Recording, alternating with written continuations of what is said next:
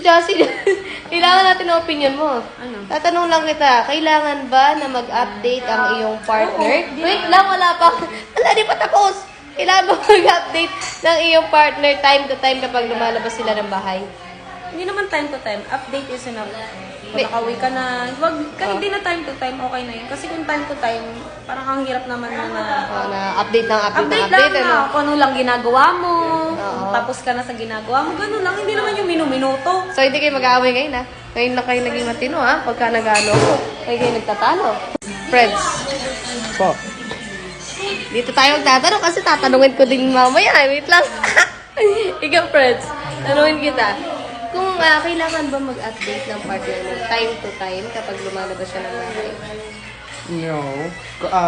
Siguro mag-update ka lang pag convenient sa time or kunyari, lalabas ka. Doon pa lang sabihin. Pero hindi naman yung pag